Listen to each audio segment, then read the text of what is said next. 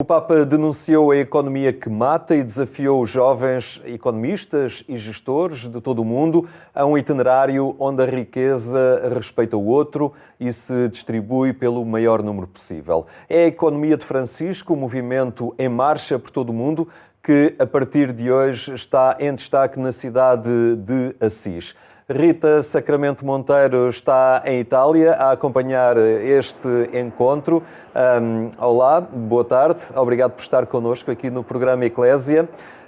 Eu perguntava como é que tem sido viver este tempo, não é? De grande preparação, ao fim e ao cabo foi um desafio proposto pelo Papa, que os jovens aderiram e têm vindo a preparar, já há bastante tempo, este encontro de Assis. Olá, boa tarde, obrigada pelo convite. De facto tem sido um tempo de grande expectativa e agora com muito entusiasmo, porque ao fim de 3 anos vamos finalmente encontrar-nos em Assis, depois da Carta do Papa, dia 1 de maio de 2019. Vamos finalmente reunir-nos e vê-lo e estar com ele e assinar e confirmar um pacto em conjunto por uma nova economia. E por isso vão ser dias muito intensos e estamos a viver toda esta preparação com muita expectativa, muita alegria e muita esperança e curiosidade sobre o que podem representar estes dias também para este movimento. Sei que o facto de estarem em Assis, a participar neste encontro, acaba por ser também um momento, digamos, celebrativo de um itinerário que já foi feito. Foi agregador este desafio do Papa. Como é que foi trabalhar ao longo destes anos também, manterem este ritmo de alguma forma também transformador, da forma como cada um de vocês se situa na atividade empresarial, da análise económica, da gestão? Sim, foi muito desafiador. Eu penso que o que o Papa quer de facto é pôr-nos a caminho, pôr-nos em diálogo e a iniciar processos de facto por uma economia diferente. Em Portugal, como em muitas partes do mundo, depois desta carta, depois do primeiro evento online, de facto os países e os grupos organizaram-se e criámos estes hubs nacionais para manter o espírito vivo. Em Portugal fizemos muita coisa, desde criar um podcast, organizar inúmeros cursos e sessões online, com parceiros, criámos uma equipa da pobreza para trabalhar os temas da pobreza em Portugal e, portanto, tem sido um percurso muito frutífero e tem desafiado a cada um, na sua circunstância onde trabalha, de facto a pensar de forma diferente e a tentar ensaiar novos critérios para de facto esta economia ser uma realidade. E penso que agora em Assis vai ser a celebração deste caminho, mas para o grupo português e naturalmente para todos os grupos que vêm de vários países, vai ser também um reforçar de ânimo e de inspiração para os desafios que aí vêm e que continuam. Otávio Carmo, este é um encontro que chega com 2 anos de atraso, digamos assim, era para ser em março de 2020. No entanto, não foi tempo perdido, pelo contrário, houve um grande investimento nesta aposta da economia de Francisco. Eu diria, começando, que há uma providência por trás de todos estes tempos. O mundo que hoje vivemos, depois da pandemia, no cenário de guerra, é um mundo muito mais disponível para refletir sobre a necessidade de mudança e de mudança de sistemas. Antes de mais, esqueci-me de saudar a Rita. Boa tarde, Rita.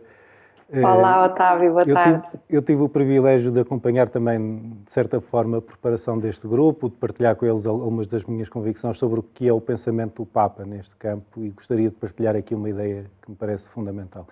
Esta reflexão sobre o sistema, sobre a globalização, sobre o sistema financeiro, sobre o capitalismo, sobre a necessidade de alternativas económicas, não é algo periférico no pensamento do Papa.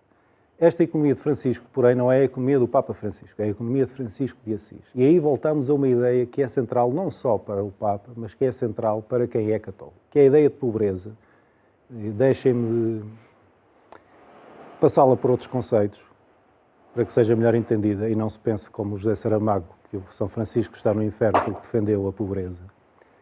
Que Estamos a falar da necessidade de sobriedade de vida e, em última instância, uma ideia que é absolutamente central, a necessidade de despojamento. Parece-me que essa reflexão está subjacente a todo este percurso, que é a capacidade de retirar das vidas comunitárias e individuais aquilo que é um excesso de consumo, que é um excesso de preocupação com a produção, que é um excesso de centralidade do trabalho, e recentrarmos no que é verdadeiramente importante. E esse recentramento de fé económico, financeiro, pode permitir uma transformação global em que muitos possam chegar a um nível de vida que hoje em dia não têm.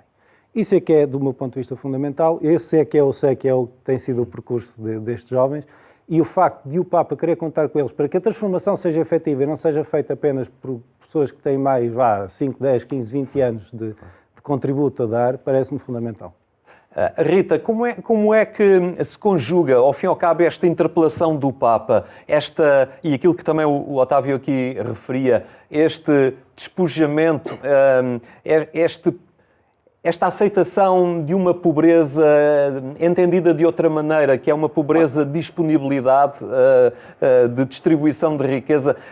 Como é que se integra isto hoje, nomeadamente vocês jovens, integrando equipas de trabalho em empresas que são competitivas e que querem ocupar um lugar no mercado e que é legítimo fazê-lo? É um desafio que não é fácil. Sim, não é fácil, mas é um desafio, eu creio, pela positiva. Permitam-me também desmistificar algumas ideias. Muita gente pensa que a economia de Francisco, por um lado, vem propor uma receita ou vem propor um modelo económico, uma solução mágica. Não vem.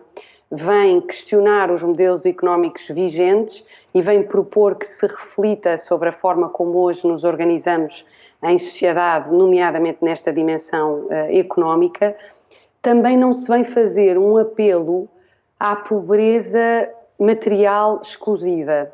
Se me faço entender, ou seja, o que se pretende, claro que São Francisco de Assis é uma referência e é em absoluto acordo com o que o Otávio diz, que de facto nós somos chamados a um exercício de despojamento interior e exterior e de facto o mundo não comporta este ritmo nem de produção nem de consumo e isso pede cada um de nós consumidores um comportamento, novos critérios e pede às empresas também uma reflexão séria sobre a forma como produzem, como apelam ao consumo e como distribuem a riqueza que criam.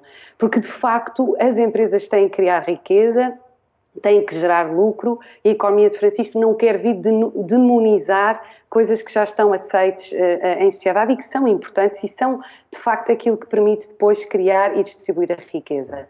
A questão está na forma como temos feito o que temos feito. E isso é que eu acho que tem que ser revisitado e questionado para se, de facto, encontrar caminhos diferentes para uma economia melhor.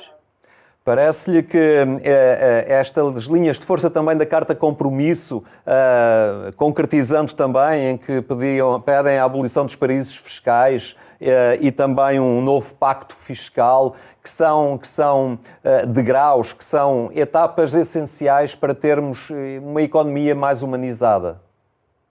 Sim, sem dúvida. Eu acho que nós não podemos continuar com subterfúgios e com esconderijos de riqueza para uns e não para outros.